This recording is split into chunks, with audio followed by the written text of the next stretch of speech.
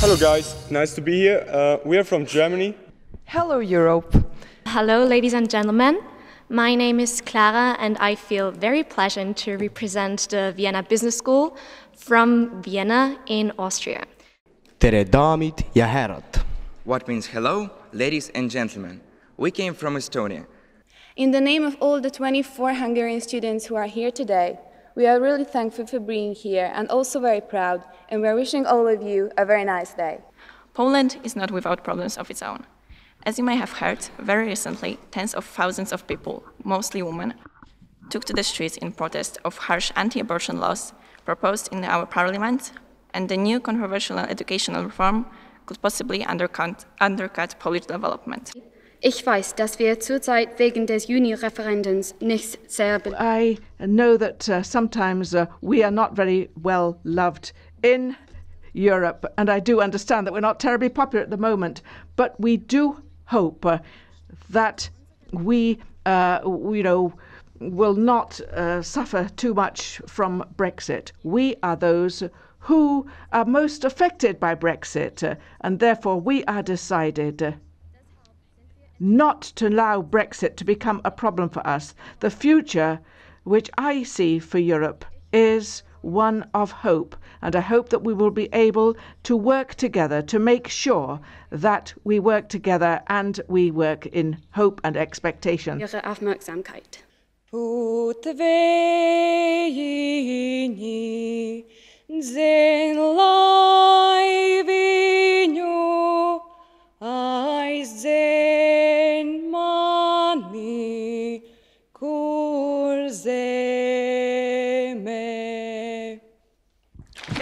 Thank you.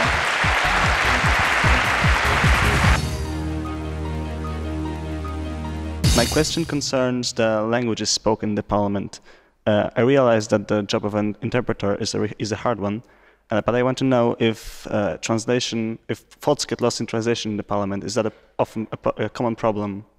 You were talking about the InterRail pass. When will we be able to use the InterRail pass free of charge? Why don't we come up with some sort of a card, a European card, to regulate and to manage migration in Europe?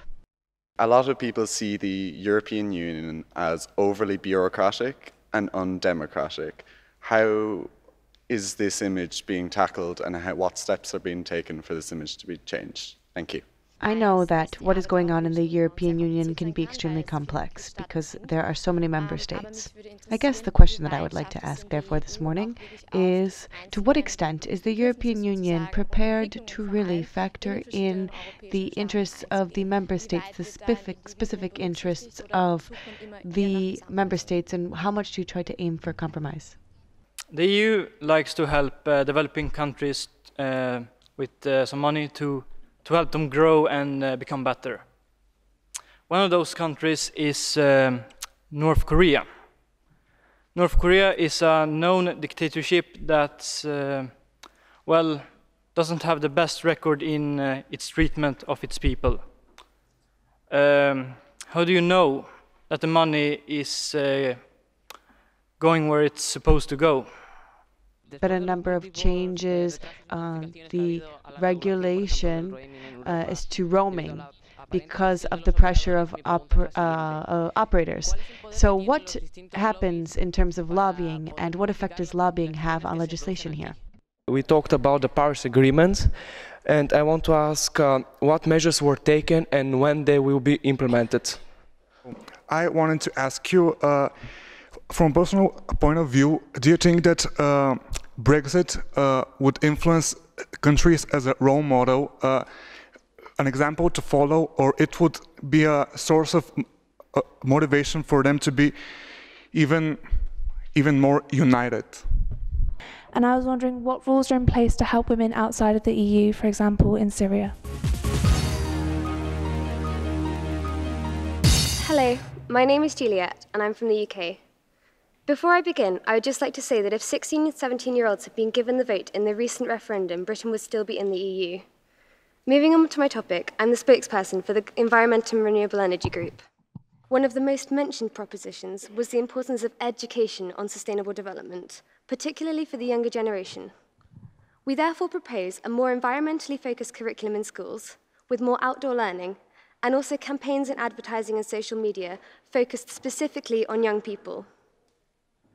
Another thought was to make recycling mandatory under EU law, although this may not be possible in some countries. It was also suggested that rewards could be given for recycling, for example, financial rewards. A very relevant point currently is the encouragement of public transport through reduction of price. For example, it was suggested by one group that InterRail passes could be given for a year rather than for a month if people were to undertake positive environmental work, for example, volunteering and helping in the environmental communities. Relating to this, a key suggestion was that in countries where this is possible, a tree could be planted for every one cut down. We understand that in many countries this might not be possible due to lack of space, but in those countries where it is, this would be an amazing idea to encourage planting of new trees. Finally, it was also proposed that we limit waste, mainly by reducing the amount of packaging used. This could be also compulsory under EU law, because it would massively reduce the amount of litter both on land and in the sea, which would in turn help the environment.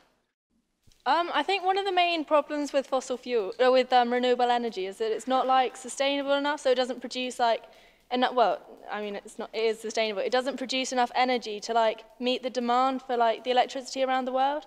So how would you how would you increase the amount of electricity that it produces so that we don't have to use fossil fuels? It was mentioned by someone in our debate that Denmark produces, I think it was 140% of its energy by wind power. So possibly energy could be exchanged between countries if we were to find a way of storing it. Additionally, if renewable energy was to become the next big source of energy, it would be increased, so we would have more renewable energy plants, and therefore I think that we would be able to fit our demand. The topics that came up, there was a wide range of topics. The main one would have been education. And education, as everybody knows here, is the way forward for many people. I'd always go back to the saying of the sword, or the pen, is mightier than the sword, meaning that education is much better than going into the brawn of things, I suppose you would say. What came up as well, non-governmental organisations, an organisation that would try and see where human rights would be going wrong and try and make sure to, not enforce would be too much of a harsh word, but try and see where you could keep human rights in and that you wouldn't have to restrict them to as much. Really, the main thing about it was, and it was a difficult one to come up with different topics, but the main thing that would come up would be that we cannot limit these rights, because rights, human rights, would be number one for a lot of people. You can't just all of a sudden let everything disappear, because the world couldn't operate properly. Basically, the 3 points: education, a non-governmental organisation that might see human rights and try and tease out the problems. And then we looked at the way in which human rights can and can't be restricted, where we can restrict them and where we can't. We tried to go through this as best we could, and these are the topics that we came up with. And before, we'll be happy to answer any questions on your behalf. And my question is, where do you draw the border? How far can you go when you're restricting the human rights? I was going to say how the answer we found did lie in education, because we were posed the question, who decides these rights, and where do we place the responsibility of deciding whose rights matter most? And we found that the answer did lie in education, because the more people understand about their rights, the more they can understand other people's rights and make decisions on them, as opposed to someone knowing nothing and just making decisions off their own back.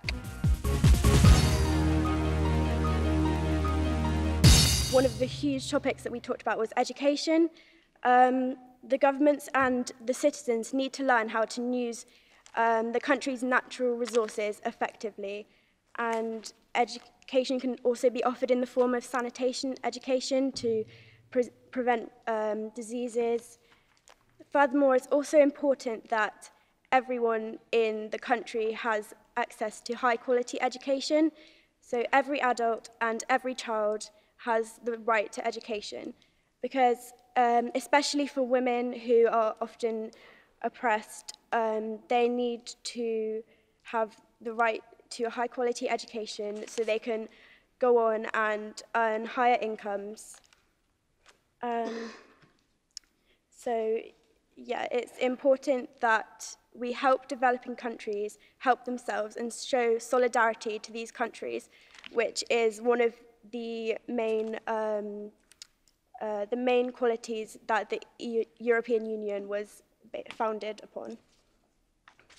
So a better education will help the economy become more productive and open larger, break down the boundaries that we have to trade, which will in turn not only provide benefits for that developing country, but it will provide benefits for us as members of the European Union.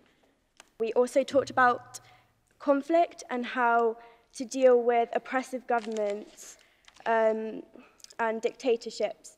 But the overwhelming majority in our group said that conflict is not the answer. Fighting force with force will not get us anywhere. It will only make more problems than it can solve.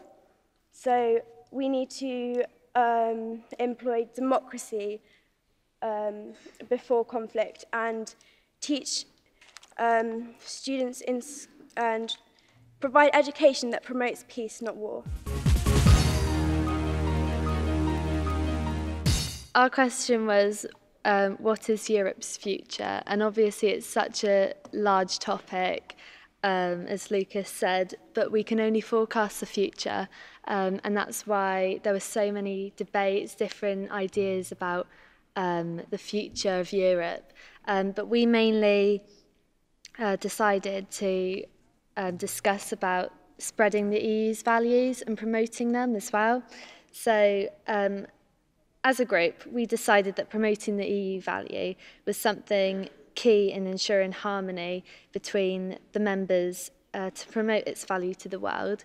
And part of the EU's motto, United in Diversity, we wanted to try and promote that each country has its differences and each country has different cultures that really we should celebrate, but all together we should unite as this nation, which is the EU, and really promote that so that everybody, all members, all people from all the members of the countries should acknowledge that and embrace that as well.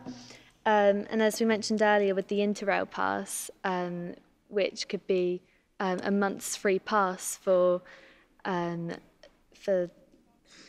for 18-year-olds, it can open our minds to the extensive cultures that the countries of the EU has to offer. Therefore, moving on, we also discussed about sustainability in the EU and in the future. Well, obviously right now we have problems with plastic bags killing animals and the plastic kind of crisis. And we discussed that perhaps there should be a fine for littering and in the future perhaps abolish all plastics at all, so that we can ensure that our climate is protected for as long as possible, as climate change is vastly is a big problem at the moment. I think we needed to acknowledge that being a member of the EU provides us with many opportunities, such as free movement of people, well, lots of different things that have already been discussed. But we need to work together and welcome the refugees into our countries so that we can all work together and establish this European Union so that everybody can work unitedly. I say the introduction of quotas do exist already, but whether they were right, we did agree eventually that quotas should be based on three things. The first thing would be the population, the second thing would be unemployment, and the third thing would be economic and political stability. However, we also discussed the imposition of these quotas and whether this was fair on some countries who didn't want to accept migrants and refugees, such as, say, Hungary or, say, Poland. However, we didn't vote on this because we believe this was an issue that can be addressed on a country-by-country basis. The final idea that was accepted was that of integrating migrants through a cultural programme. This would involve a free language programme and some investment in cultural enrichment for migrants who wanted to stay in the countries that welcomed them. The programme would eventually allow migrants who wish to take part in this programme the opportunity to assimilate and to develop professional skills in the country that they were accepted in. This was an idea that we voted for in a majority. However, there were also other ideas that were suggested but not voted on, such as investing in educating migrants in a professional manner so that they could, in the future, go back to their own countries with skills that would be vital for that country's development. I'd like to say again that migration is a difficult issue, and I might not be able to answer all of the questions that are posed to me, in which case I apologise for that in advance. I'd like to carry on about the topic of the refugees a bit more, because your group, as the previous one, had already spoken about the cause of the immigrants and about the fines. I would like to ask, do you have any good solution how to check those immigrants in order to avoid terrorism, or even not terrorism, but to prevent security in our countries?